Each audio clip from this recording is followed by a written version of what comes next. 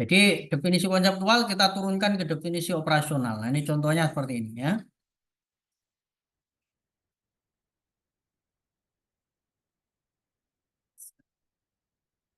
Jadi langkah-langkahnya setelah kita tetapkan tadi, apa sih yang mau kita buat alat ukurnya? Misalnya kita mau buat alat ukur skala prokrastinasi akademik. Kita buat alat ukur prokrastinasi akademik. Prokrastinasi akademik itu apa? Kita definisikan terlebih dahulu. Ya, kita cari definisi menurut ahli. Bisa saja dari beberapa definisi ya. Tidak hanya satu definisi. Kita bisa kumpulkan beberapa definisi. Atau boleh dari satu definisi saja yang kita anggap oke, kemudian itu kita gunakan.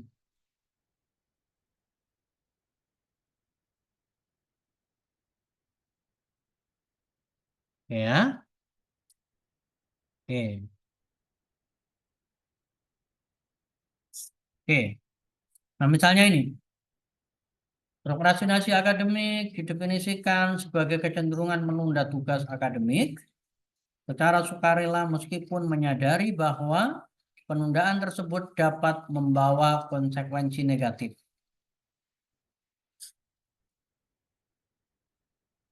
Definisi ini yang kemudian kita jadikan sebagai acuan, ya, artinya pengukuran yang kita lakukan nanti mengacu pada definisi ini boleh. Jadi dari sekian definisi yang ada, kemudian kita pilih satu definisi yang menurut kita mewakili, boleh. Atau kita membuat definisi operasional nanti dari beberapa definisi yang ada, juga boleh. Mengacu pada satu definisi saja juga boleh, seperti ini ya. Oke. Nah, kemudian kita perlu tahu dulu nanti indikator atau jadi biasanya di dalam teori itu ada beberapa istilah ya teman-teman. Ada istilah indikator, ada istilah aspek, ada istilah dimensi. Nah, apa kira-kira bedanya ini teman-teman? Jadi ada istilah indikator, ada istilah aspek, ada istilah dimensi. Mungkin sambil diingat-ingat, apa kira-kira bedanya?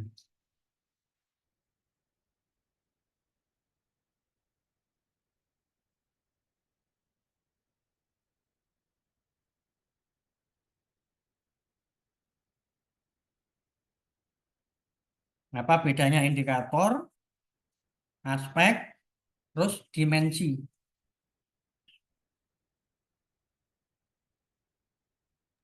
Lupa, Pak. Lupa, yang baru-baru lulus itu, yang fresh. Kalau Prawiro kan udah agak lama ini ya. Iya, lama, Pak. Hmm. Yang masih fresh ini. Kalau indikator itu ciri atau indikator atau ciri-ciri biasanya ini sudah merupakan sesuatu yang sangat jelas ya. Menunda, memulai dan menyelesaikan tugas sudah sangat jelas ya. Sudah sangat operasional menjelaskan sebuah indikator perilaku. Terlambat mengerjakan tugas, nah, sudah sangat jelas. Tidak perlu diberikan deskripsi lagi, sudah sangat jelas bahwa ini menggambarkan sebuah perilaku terlambat dalam mengerjakan tugas. Terjadi kesenjangan antara mana tadi? Eh, Terjadi kesenjangan antara rencana dan kinerja aktual. Melakukan aktivitas lain yang lebih menyenangkan. Nah, ini namanya indikator. Ada yang nanti diistilahkan dengan aspek. Kalau aspek ini contohnya. Nah, ini aspek. Aspek kebersyukuran ada intensitas, frekuensi, rentang, kepadatan. Lebih umum, Bapak. Ini harus dijelaskan dulu. Intensitas ini apa maksudnya? Ada penjelasannya dulu. Nah, teori itu yang nanti kita acu, itu ada yang sifatnya masih berbentuk aspek, ada yang sudah dalam bentuk indikator. Indikator itu sudah sangat operasional, sangat rinci tadi. Kalau aspek ini masih perlu dijelaskan sehingga nanti dari aspek ini kita turunkan menjadi indikator. Nah, kita yang harus menurunkan dari aspek kita turunkan jadi indikator. Diturunkan dari indikator. Dari mana indikator-indikatornya nanti kita buat dari penjelasan aspeknya ini. Intensitas menggambarkan seberapa kuat seseorang merasakan rasa syukur saat mengalami peristiwa positif. Individu dengan intensitas syukur yang tinggi cenderung merasakan emosi syukur yang lebih mendalam. Nah, intensitas indikatornya apa berarti? Nanti kita rumuskan dari penjelasan aspek yang ada ini. Misalnya ini, menggambarkan seberapa kuat seseorang merasakan rasa syukur saat mengalami peristiwa positif. Nah, dari sini ini kita buat indikator.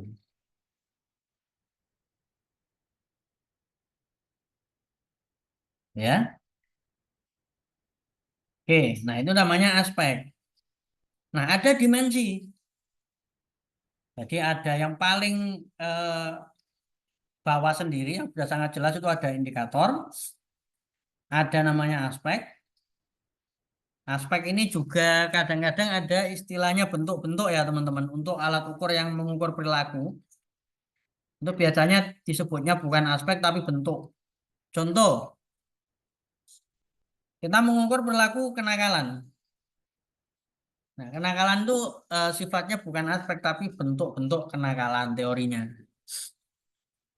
Misalnya kita mengukur cyberbullying.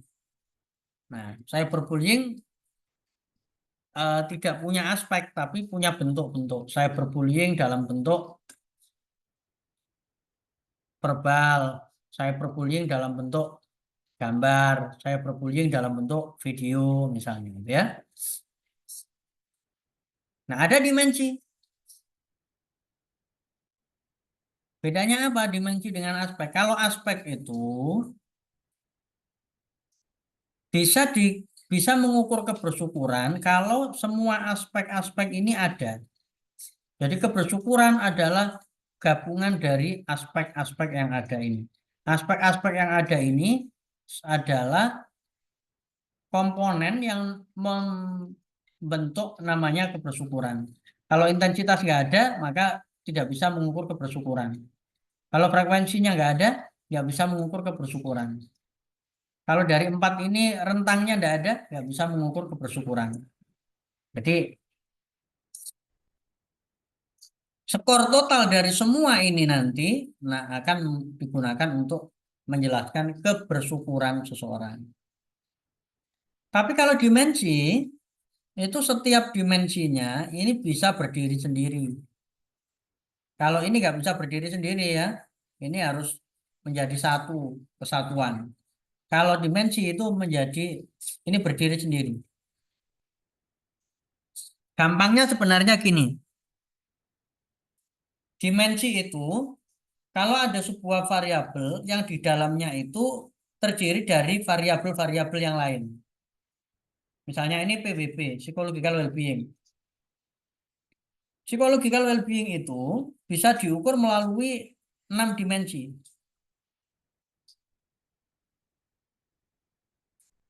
Ada self-acceptance, ini variabel. Self-acceptance ini variabel. Positive relation with other, ini variabel sendiri. Autonomy variabel sendiri. Environmental mastery variabel sendiri. Purpose and life variabel sendiri. personal growth variabel sendiri. Ini adalah variabel-variabel yang kalau variabel-variabel ini digabungkan menjadi satu, ini adalah variabel-variabel yang ini mencerminkan apa yang disebut dengan PWB. Nah, masing-masing ini bisa berdiri sendiri. Jadi kita mengukur PWB seseorang hanya dengan self-acceptance saja bisa. Mengukur PWB hanya dengan positive relation saja bisa. Mengukur PWB hanya dengan misalnya 4 dari 6 yang ada bisa. Biasanya kalau saya gampangnya gini, dimensi yang kita akan katakan dimensi kalau itu sebenarnya adalah variabel-variabel yang bisa berdiri sendiri. Jadi PWB itu terdiri dari dimensi self-acceptance, positive relation, dan seterusnya. Masing-masing ini adalah variabel. Nah, kalau komposisinya seperti ini, maka ini disebut sebagai dimensi. Sama dengan variabel kesehatan mental. Kesehatan mental itu di dalamnya terdiri dari banyak hal. Ya, stres, depresi, dan seterusnya. Nah, itu namanya dimensi. Karena masing-masing adalah variabel sebenarnya yang bisa berdiri sendiri. Nah, kenapa nih saya kasih contoh ada 3 jenis? Karena nanti di dalam teman-teman menyusun alat ukur, ketika teman-teman mencari definisi konseptualnya dan mencari teori tentang konstruk yang menjelaskan indikator, aspek, dan dimensi, itu teman-teman bisa saja menemukan teorinya itu menjelaskan dalam bentuk aspek, atau teorinya menjelaskan dalam bentuk dimensi, atau teorinya menjelaskan sudah dalam bentuk indikator, atau dalam bentuk-bentuk tadi kalau misal mengukur perilaku ya, seperti perilaku disiplin, perilaku kenakalan, remaja, cyberbullying, dan seterusnya. Maka nanti bisa jadi teman-teman menemukannya itu dalam bentuk indikator, dalam bentuk aspek-aspek, atau dalam bentuk dimensi. Nah, setelah teman-teman dapat definisi konsepnya, dapat indikatornya, ini indikator menurut Steele ya, definisi menurut Steele, indikator menurut Steele. Ini harus sama ya. Kalau indikator yang diacu, indikatornya Steele, kalau definisi yang diacu, definisi dari Steele, indikatornya ya harus sama, dari toko yang sama, nggak boleh dari toko yang berbeda ya. Jadi nggak boleh definisinya menurut A, indikatornya menurut B, nggak boleh. Harus sama. Kalau definisinya menurut A, indikatornya ya menurut A.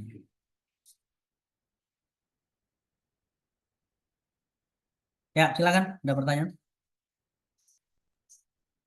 Pak, saya ini kemarin mengingat-mengingat kembali, Pak.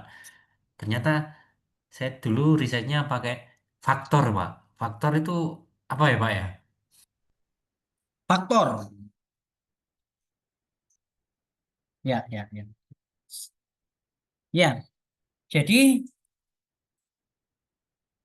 ada memang penyebutan itu di dalam konstruk variabel itu ada yang mengistilahkan dengan faktor. Tapi yang dimaksud dengan faktor di sini itu bukan faktor-faktor yang mempengaruhi variabel ya. Jadi kalau waktu kita nyusun skripsi itu kan ada istilah faktor-faktor yang mempengaruhi variabel.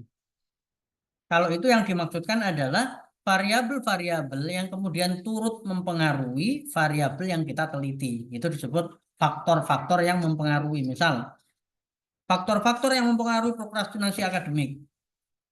Itu ada regulasi emosi, ada efikasi diri. Nah, ini namanya faktor-faktor yang bisa mempengaruhi prokrastinasi akademik itu menurun atau meningkat. Tapi ada juga penyebutan istilah faktor. Misalnya faktor variabel prokrastinasi akademik.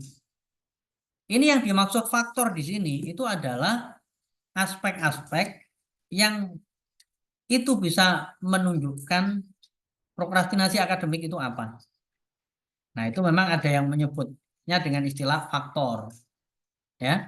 Ada yang menyebutnya begitu. Nah, faktor yang dimaksud itu faktor yang kemudian yang bisa menjelaskan tentang konstruk variabel itu kadang sifatnya dalam bentuk indikator, kadang sifatnya dalam bentuk aspek, kadang sifatnya dalam dimensi. Begitu ya, Mas ya?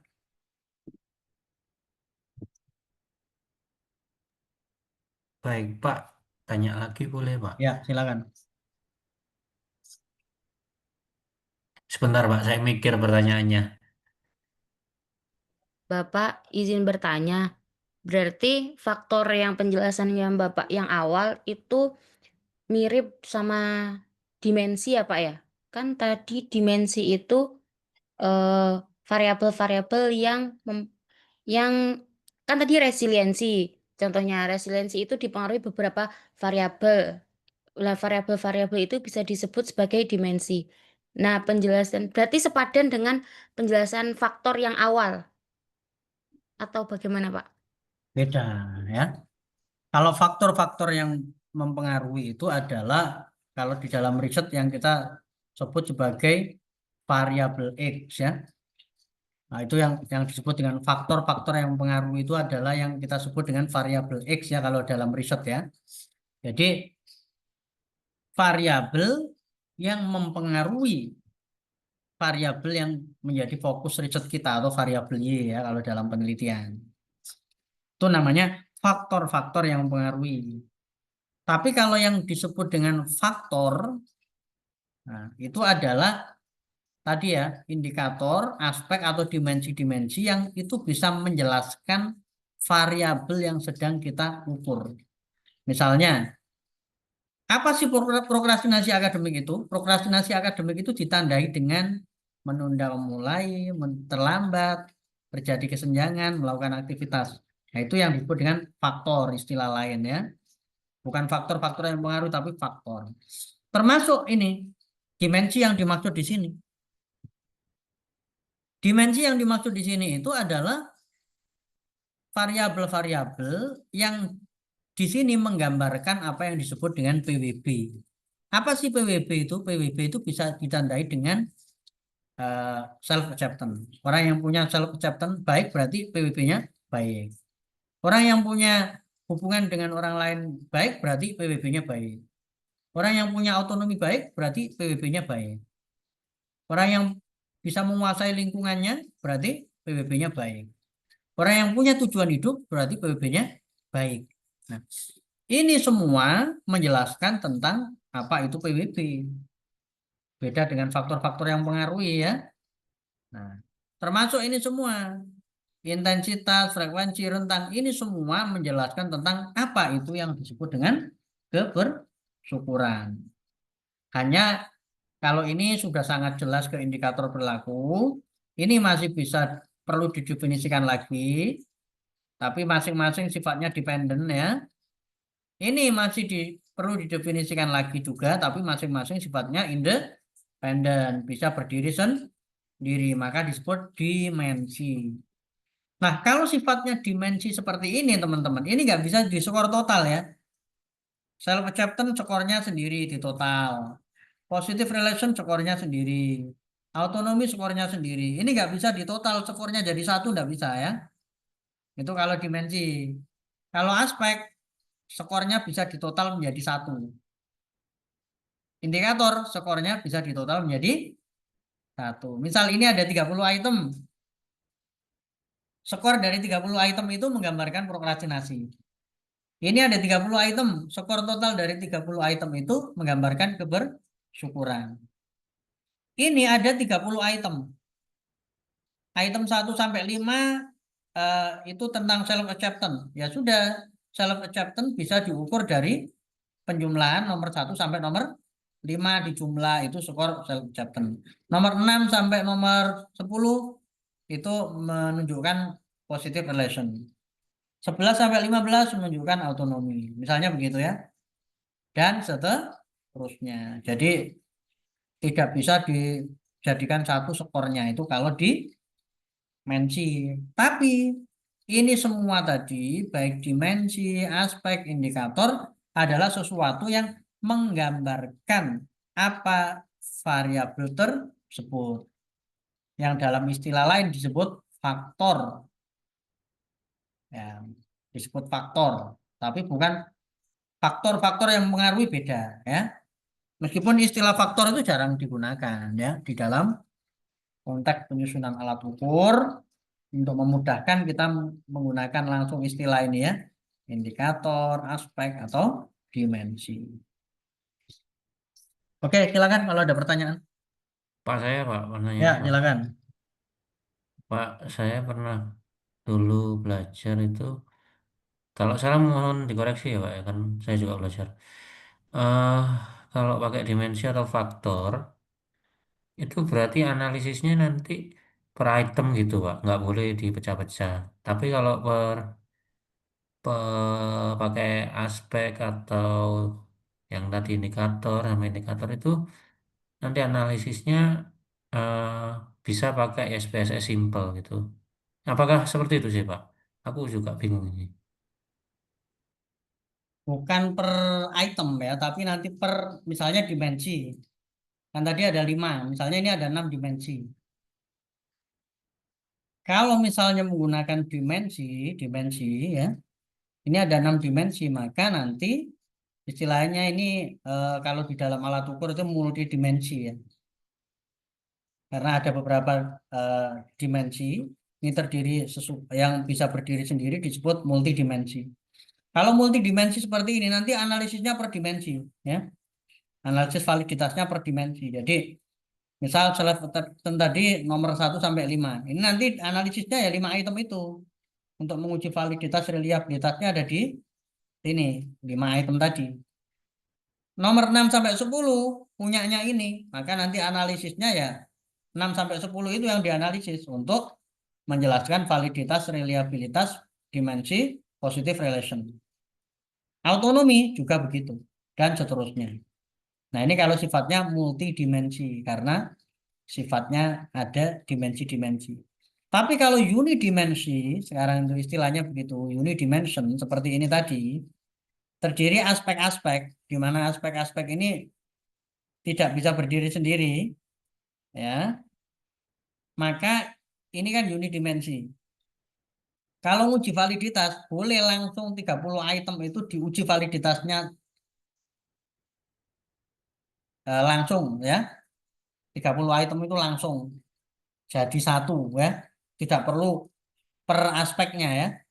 Tidak perlu item yang mengukur intensitas sendiri, frekuensi sendiri, rentang sendiri, kepadatan sendiri. Tidak harus begitu. Bisa langsung 30 itu dianalisis langsung secara bersamaan.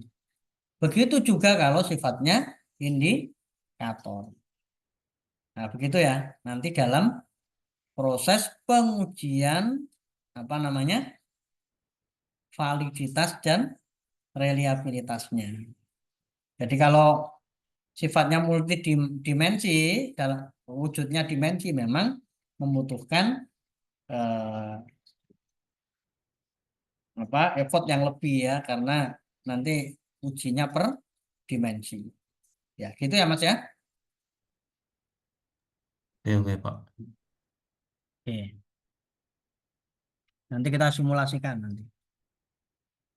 Ya, mengingat-ingat yang dulu sudah pernah kita lakukan ya.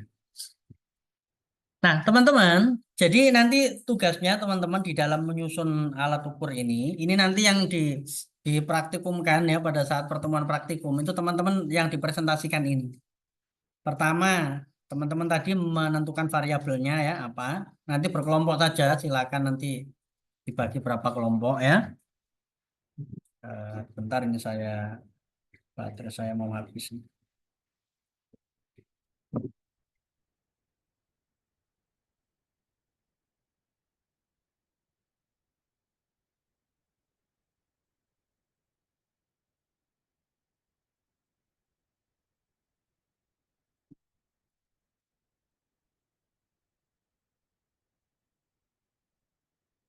Oke, baik. Mungkin bisa 5 kelompok begitu aja ya. Jadi nanti dibagi 5 kelompok. Tiap kelompoknya nanti menentukan variabel apa yang mau dibuat alat ukurnya, terus mencari definisi konseptualnya, lalu mencari indikator, aspek, atau dimensi tergantung teorinya tadi ya. Konstruk variabelnya terdiri dari apa ya? Menurut teori, apakah indikator, apakah aspek, apakah dimensi. Lalu dibuat definisi operasionalnya. Definisi operasional ini kita buat dengan menggabungkan definisi konseptual dan indikator ya. Misalnya, prokrastinasi dalam penelitian ini diartikan sebagai perilaku menunda tugas akademik yang dilakukan secara sengaja, meskipun pelaku menyadari dampak negatif yang akan ditimbulkan. Ditandai dengan menunda dalam memulai dan menyelesaikan tugas, terlambat dalam mengumpulkan tugas, terjadi kesenjangan ini diambil dari sini. Ya. Jadi definisi operasional itu mengelaborasi, menggabungkan dari definisi konsep dengan indikator. Nah, misalnya ini yang aspek. Kebersyukuran dalam penilaian ini diartikan sebagai penghayatan terhadap kebaikan dan kesadaran bahwa kebaikan tersebut bersumber dari Tuhan atau orang lain, ditandai dengan seberapa kuat dan seberapa sering perilaku tersebut muncul. Ini mengacu ke ini ya, aspeknya ya. Serta seberapa banyak situasi dan berapa banyak orang menjadi penyebab munculnya perilaku tersebut. Nah, ini merujuk pada aspek-aspeknya. Jadi ditandai dengan itu nanti teman-teman mengelaborasi dari aspek indikator atau dimensinya ya, dimasukkan ke dalam definisi operasional. Sehingga ketika orang membaca definisi operasional itu dia sudah dapat gambaran yang jelas. Oh, variabel kebersyukuran itu ini yang dimaksud. Bisa diukur dengan melihat seberapa kuat, seberapa sering perilaku tersebut muncul, seberapa banyak situasi dan seberapa banyak orang menjadi penyebab munculnya perilaku. Ini digabungkan dari definisi kebersyukuran dan aspek-aspek yang ada. Atau kalau sifatnya dimensi, ya seperti ini ya. Sama ya. PWB dalam penilaian diartikan sebagai keadaan sejahtera secara psikologis dalam kehidupan sehari-hari. Ditandai dengan penerimaan diri yang positif, hubungan yang positif dengan orang lain, kemampuan berdiri sendiri, kemampuan mengelola lingkungan, adanya tujuan hidup dan pertumbuhan pribadi ya kurang lebih seperti itu. Nah, ini dielaborasi dari definisi konsep dan dimensi-dimensi yang ada. Jadi teman-teman nanti cari definisi konseptualnya terus konstruk variabelnya ya. Baik itu dalam bentuk dimensi, aspek atau indikator. Nah, dari situ baru kemudian kita susun indikator dari setiap aspek atau dimensi. Ya, kalau sifatnya sudah indikator ya enak, kita nggak perlu nyusun lagi. Teorinya memang sudah indikator. Tapi kalau bangunan konstruk teorinya masih aspek atau dimensi, kita perlu menyusun indikatornya sendiri. Sebenarnya itu apakah wajib Pak dari aspek diturunkan ke indikator? Sebenarnya dalam penyusunan alat ukur itu memang macam-macam ya. Kalau ahli-ahli dalam menyusun alat ukur itu ada yang tidak perlu diturunkan ke indikator, langsung dia bikin aja itemnya. Iya, Pak. Kalau Tapi langsung item itu loh, Pak. ya Mas, Yang langsung item itu gimana itu, Pak? mm-mm. Nah tapi ada yang apa namanya mengarahkan itu diturunkan ke indikator dulu supaya nanti dalam proses penyusun itemnya menjadi lebih mudah. Nah, ini contoh blueprint ya. Nanti teman-teman bikin blueprint seperti ini. Ada yang favorable, ada unfavorable ya. Kalau dalam proses kita menyusun, saya sarankan tiap indikator nanti ada dua. Tiap indikator ada dua favorable, dua unfavorable. Nah, sehingga nanti kita akan menyusun sejumlah 16 misalnya dengan 4 indikator. Nah, kalau sifatnya belum indikator, Pak, berarti blueprintnya nanti seperti ini. ada aspeknya, ada indikator, terus baru item. Indikator kita susun dari mana? Kita susun dari definisi aspek tadi. Merasa sangat bersyukur atas peristiwa yang dialami. Ini inti dari deskripsi tadi ya. Sering merasa bersyukur atas peristiwa yang dialami. Terus rentang ini ya, misalnya ada beberapa tadi di dalam deskripsinya seperti mensyukuri keluarga, mensyukuri pekerjaan, mensyukuri kesehatan. Nah, ini tentu nanti akan berbeda ya konteksnya ini. Kalau misalnya kita berikan ke mahasiswa dengan kita berikan pada ibu-ibu mungkin akan beda. Karena kalau mahasiswa mungkin karena dia belum bekerja sehingga indikator-indikator perilaku yang sering muncul terkait dengan perilaku bersyukur itu mungkin bukan mensyukuri pekerjaan, tapi katakan mensyukuri kegiatan perkuliahan misalnya. Tentu ini nanti yang kemudian akan berbeda ya. Jadi kadang-kadang di sini perlu ada penyesuaian dengan konteks siapa yang nanti akan diukur. Kepadatan ini indikatornya mengakui kontribusi orang lain dalam setiap kesuksesan. Yang perlu dicatat pada saat kita membuat indikator, indikator ini harus merujuk kepada harus sangat operasional, dua merujuk pada apa yang sedang dialami atau dilakukan oleh orang yang mau kita ukur. Merasa sangat bersyukur atas peristiwa yang dialami. Nah, ini kan menunjukkan sebuah kondisi bahwa orang tersebut merasa sangat bersyukur. Itu yang akan menggambarkan kebersyukuran. Sering merasa bersyukur atas peristiwa yang dialami. Artinya kalau ada orang yang sering merasa bersyukur terkait peristiwa yang dialami, maka dia bisa disebut orang yang bersyukur. Mensyukuri keluarga. Oh, berarti kalau ada orang mensyukuri keluarganya, dia bisa dikatakan sebagai orang yang bersyukur. Mengakui kontribusi orang lain dalam setiap kesuksesan. Berarti kalau ada orang yang mengakui kontribusi orang lain terhadap setiap kesuksesan dia, maka dia bisa dikatakan bersyukur. Ya, misalnya begitu ya. Nah, kita bikin indikator yang itu sudah sangat operasional menggambarkan sebuah perilaku ya, indikatornya begitu ya.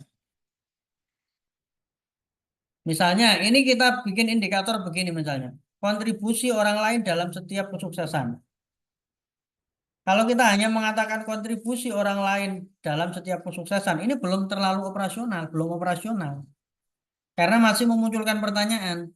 Nah, ini yang dianggap orang yang bersyukur itu yang bagaimana terkait dengan kontribusi orang lain itu? Apakah dia mengakui kontribusinya, tidak mengakui, atau seperti apa?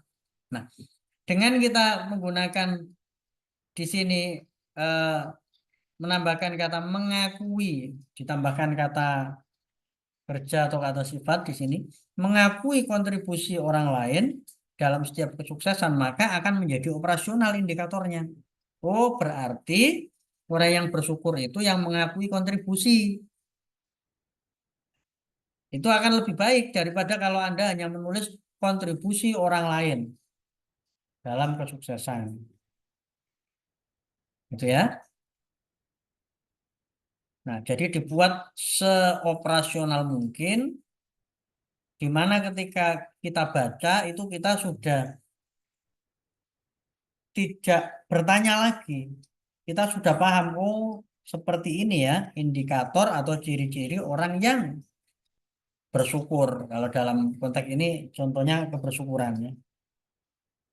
Jadi kalau sifatnya masih aspek, indikatornya kita susun sendiri berdasarkan deskripsi yang ada di sini tadi. Intensitas menggambarkan seberapa kuat seorang merasa rasa bersyukur. Nah, ini kita ambil intinya apa, kita pindahkan ke sini. Bisa saja hanya satu, bisa dua, bisa tiga, tergantung dari poin-poin yang bisa kita ambil dari deskripsi yang ada.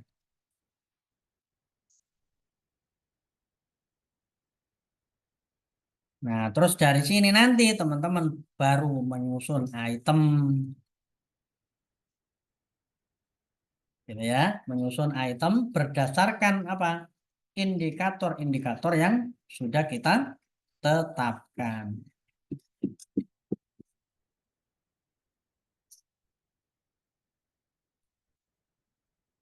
Nah, ini butuh latihan teman-teman. Kadang-kadang saya sendiri bikin indikator sih ya tetap perlu dibaca, dikoreksi. Kadang-kadang ya nggak selalu sudah benar juga gitu ya.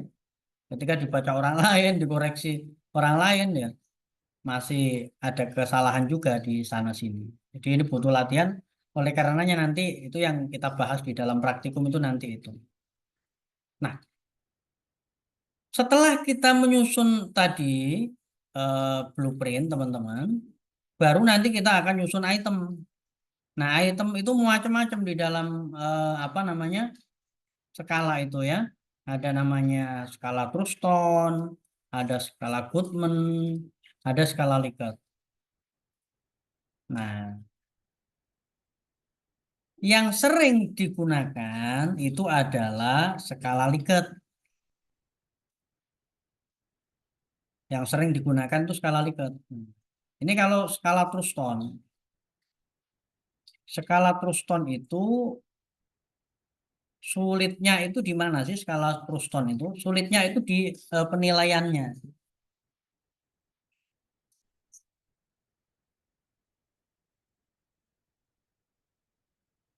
Jadi kita memberikan penilaian skala itu berdasarkan pada panel ahli. Jadi kita misal menyusun 10 item. 10 item yang akan mengukur prokrastinasi.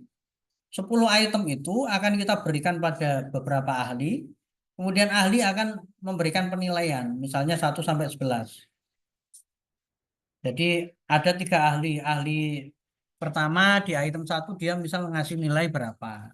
5. Ahli kedua ngasih nilai 7. Ahli ketiga ngasih nilai berapa. Nanti dari 3 ahli yang berikan nilai itu kita rata-ratakan. Nah, itu nanti baru kita tetapkan sebagai nilai dari item tersebut. Ini yang menjadi kesulitan dari skala Truston. Karena penilaian terhadap item-item yang kita berikan itu nanti nilainya akan ditentukan oleh ahli. Ya, ini susah sehingga ini jarang digunakan. Cukup kita tahu aja ya. Yang kedua ada namanya skala Goodman. Kalau skala Goodman ini mengukur sikap secara hierarki. Jadi kita menyusun pertanyaan itu dari yang rentang yang paling mudah sampai yang paling sulit. Misalnya kita mengukur sikap terhadap pendidikan tinggi. Saya percaya bahwa pendidikan tinggi itu penting. Ini pertanyaan nomor 1.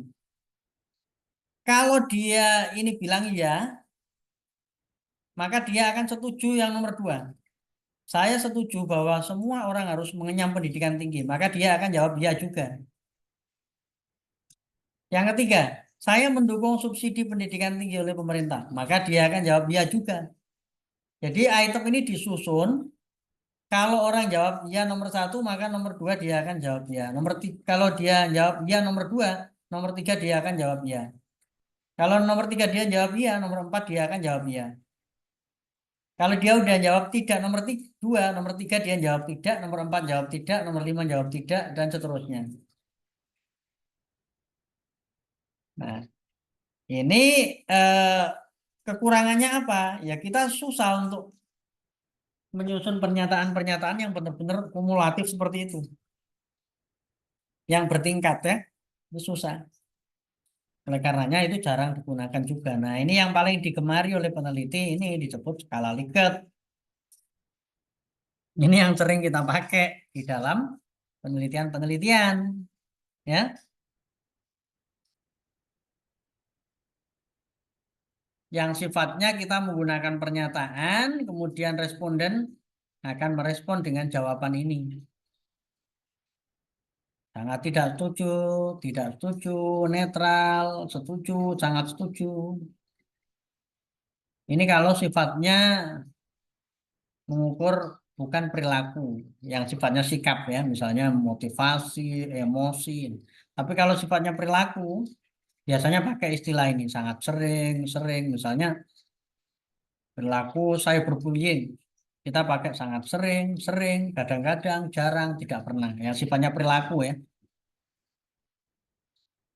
Mengirim pesan dengan nada menyindir orang lain, sangat sering, sering, kadang-kadang, jarang, tidak pernah.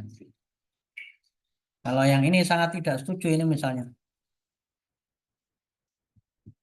Menurut saya biasa saja jika orang lain melontarkan kritik pada saya. Sangat tidak setuju, netral, setuju, sangat setuju. Sikap ya, mensikapi sebuah pernyataan. Tapi kalau perilaku itu yang diukur intensitasnya ya. Misalnya kita mengukur perilaku prososial, membuat skala prososial. Membantu orang menyeberang di jalan. Sangat sering, sering, kadang-kadang, jarang, tidak pernah. Jadi yang diukur intensitasnya. Membantu teman yang kesulitan mengerjakan tugas. Sangat sering, sering, kadang-kadang, jarang, tidak pernah. Yang sifatnya perilaku ya. Kalau sikapnya, kalau modelnya sikap, hanya hanya sebatas menyetujui ya. Menurut saya membantu orang yang kesulitan itu penting. Sangat tidak setuju, netral, setuju, sangat setuju.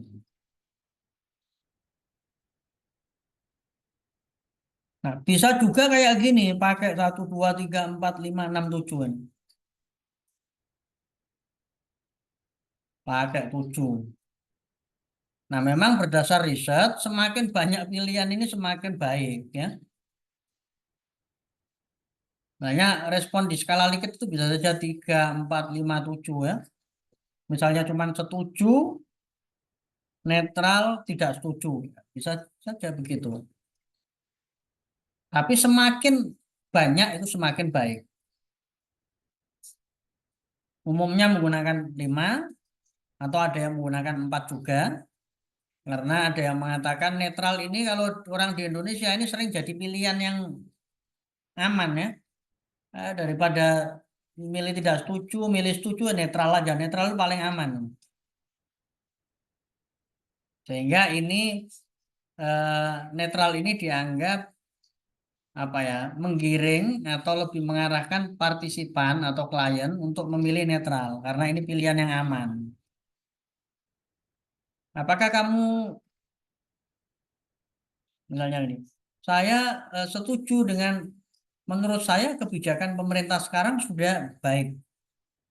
Mau bilang sangat tidak setuju gimana, tidak setuju gimana, netral aja. Netral itu pilihan yang paling aman. Sehingga ada yang mengatakan netral dibuang sehingga hanya pakai 4. Misalnya kayak Pak Sutrisno Hadi, Profesor UGM, yang ahli dalam pengukuran, yang bukunya banyak beredar buku statistik atau Medpen itu, beliau menyarankan pakai 4.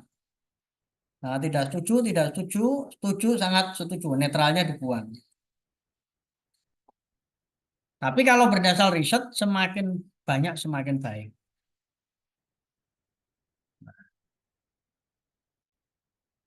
Ini kalau S1-nya dulu di UINSA itu dosennya Prof. Muhid sekarang itu dulu kalau ngasih tugas sukanya yang ini, ngasih 7 ini ya. Ada mahasiswanya disuruh bikin model pilihan pertanyaannya itu ada 7. Karena memang secara teori memang nah ini lebih lebih baik gitu. Oke, nah ini yang paling banyak digunakan sehingga nanti di dalam praktek ini ya tentu kita akan menggunakan skala Likert karena memang ini yang dari sisi kemudahan penggunaan lebih mudah ya. Kalau ini tadi susah, jadi susah untuk diaplikasikan. Ini nanti ada contoh-contoh yang bisa teman-teman bawa ya. Yang paling penting di dalam menyusun item ini ada beberapa rambu-rambu penulisan item. Yang ini juga bisa Anda dapatkan di buku penyusunan alat ukur, biasanya yang tulisannya Pak Azwar, Saifuddin Azwar itu ada. Yang Pak Saifuddin Azwar sebenarnya mengembangkan dari buku, saya lupa judulnya, yang memang itu jadi banyak pegangan di dalam penyusunan alat ukur.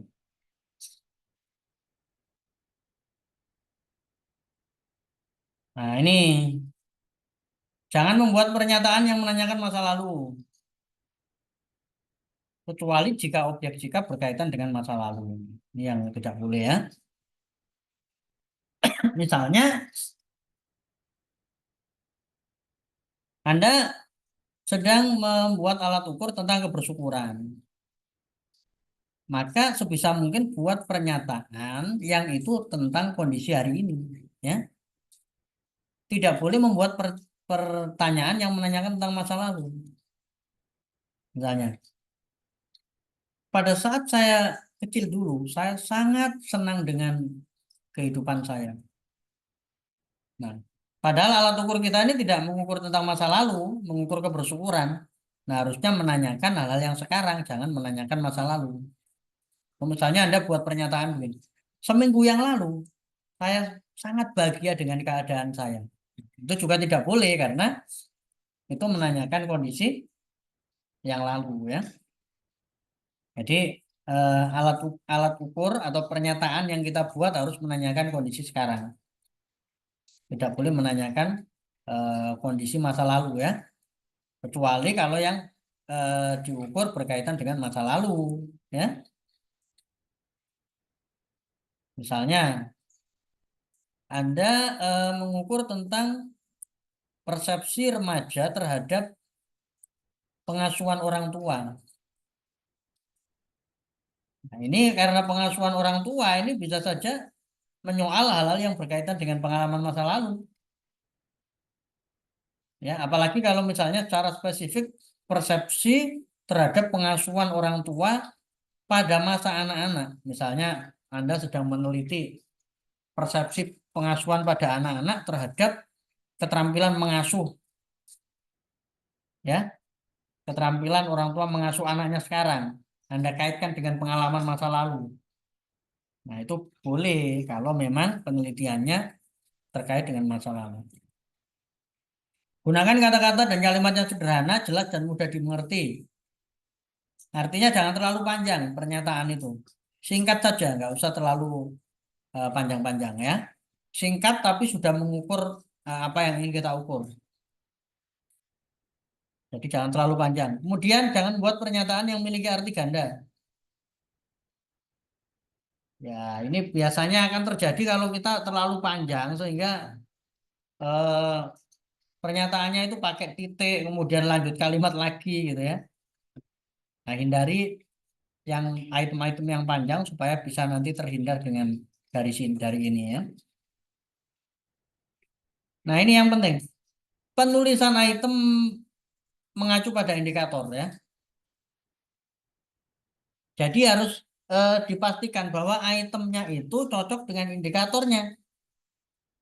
Misalnya, indikatornya itu yakin dengan kemampuan yang dimiliki. Itu indikatornya. Maka kita harus bikin pernyataan yang cocok dengan indikator itu. Tidak boleh, maksudnya harus bikin item yang menanyakan tentang keyakinan. Tidak boleh membuat item yang menanyakan hal lain. Misalnya Anda bikin item, saya sangat fokus dengan apa yang saya kerjakan. Nah, item itu kan menanyakan tentang fokus, maka nggak cocok kalau itu dikaitkan dengan yang namanya eh, indikatornya tadi tentang keyakinan dengan kemampuan. Jadi indikator ini menjadi penting ya. Kemudian jangan menggunakan kata negatif ya, lebih dari satu. Misalnya tidak, saya tidak pernah terlambat dalam mengumpulkan tugas. Nah, itu sudah ada satu kata negatif. Kalau bisa jangan ada kata negatif lagi. Atau akan lebih baik lagi jika tidak ada kata negatif sama sekali. Misalnya, saya tidak pernah terlambat mengumpulkan tugas. Akan lebih baik kalau diganti kalimatnya menjadi saya tepat waktu dalam mengumpulkan tugas. Jadi nggak ada kata tidak di situ. Itu akan lebih baik ya. Hindari membuat pernyataan yang bersifat normatif. Eh, Pernyataan-pernyataan yang kaitannya dengan norma, aturan itu kalau bisa dihindari karena itu akan mudah ditolak atau tidak diakui oleh yang mengisi ya.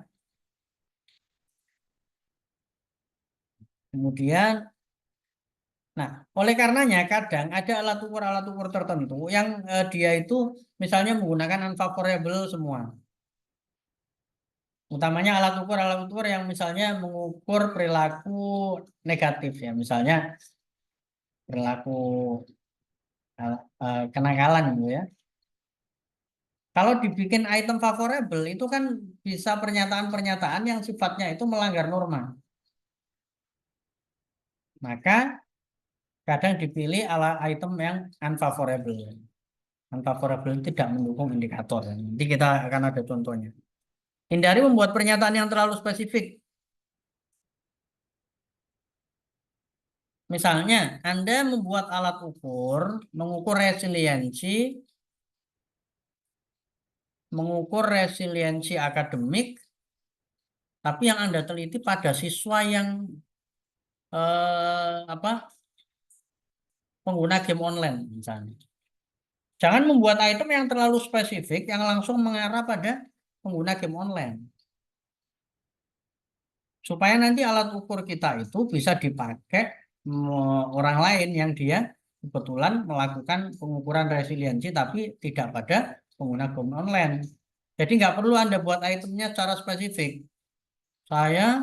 Misalnya, saya selalu bersemangat ketika bermain game online. Nah, kata bermain game online itu lebih baik bisa diganti dengan kata yang lain yang sifatnya lebih umum.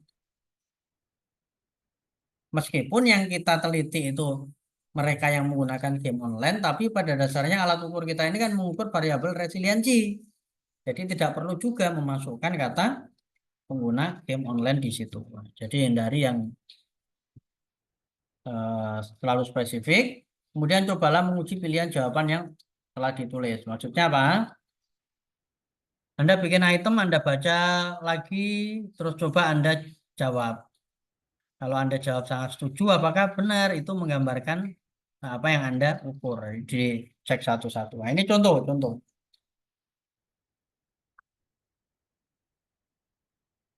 Favorable artinya mendukung indikator, unfavorable berarti tidak mendukung indikator ya, atau berlawanan dengan indikator. Misalnya, indikatornya menunda mulai dan menyelesaikan tugas itemnya. Saya baru memulai mengerjakan tugas setelah beberapa hari. Favorable. Berarti dia menunda. Saya baru memulai mengerjakan tugas setelah beberapa hari. Jadi setelah beberapa hari dapat tugas, dia baru kerjakan. Artinya dia menunda. Teman-teman, hindari membuat pernyataan langsung menyebut indikator. Hindari membuat pernyataan yang langsung menyebut indikator. Contoh, indikatornya itu menunda, memulai tugas. Anda tidak boleh bikin itemnya langsung seperti ini. Saya menunda memulai dan menyelesaikan tugas yang diberikan oleh guru. Tidak boleh langsung bikin item begitu. Itu artinya item yang langsung menyebut indikatornya. Nah, apa yang harus kita lakukan adalah kita mencoba mencari contoh perilaku dari indikator ini. Apa ya contoh perilaku menunda memulai itu? Nah, misalnya kita bikin pernyataan seperti ini contohnya. Saya baru memulai mengerjakan tugas setelah beberapa hari. Oh, kalau baru mengerjakan tugas setelah beberapa hari berarti kan menunda. Nah, gitu loh. Jadi tidak boleh langsung menggunakan kata yang ada di sini, tapi mencari contoh perilaku yang bisa menggambarkan kondisi yang ada di sini. Nah, kalau unfavorable berarti berlawanan dengan indikator. Kalau indikatornya menunda, kalau unfavorable berarti tidak menunda. Tugas yang diberikan oleh dosen langsung saya kerjakan, meskipun pengumpulan masih lama. Berarti dia tidak menunda, karena dia langsung mengerjakan. Tapi kita tidak boleh menggunakan menyebut langsung di sini. Kita harus cari contoh perilaku yang menggambarkan indikator ini.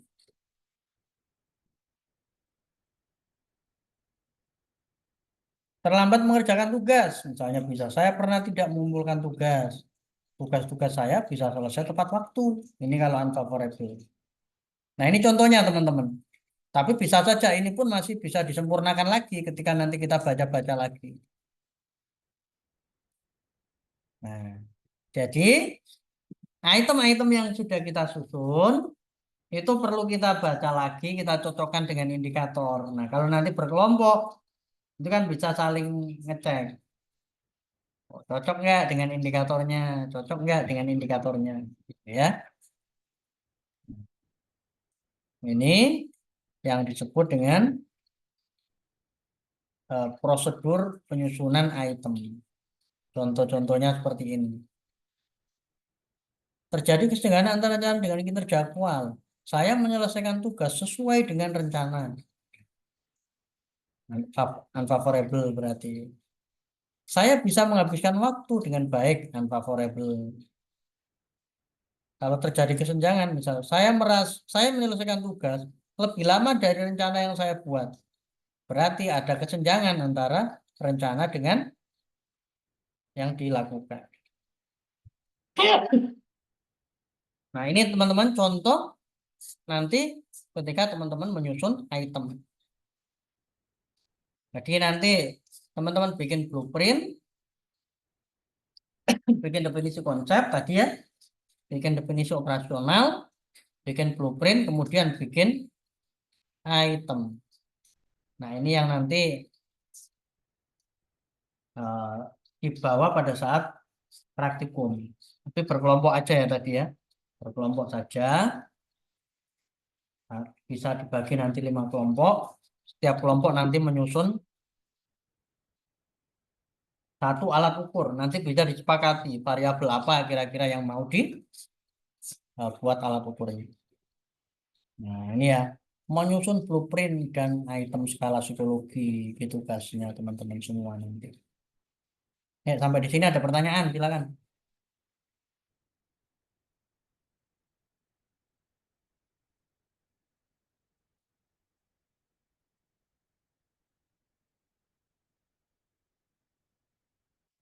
Nah, Sepertinya belum ada Pak, ya, anak-anak lagi. oke ya, wis ya, udah malam ini ya, ngantuk ya. Nah, nanti yang terkait uji validitas, cara ngujinya gimana itu nanti kita praktekkan pada saat praktikum ya teman-teman ya.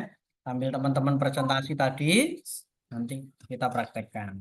Bapak nanti walaupun agak-agak salah, agak-agak nyambung, enggak Ya, nggak apa-apa ya. apa-apa, kan namanya Kan belum aja apa jenenge?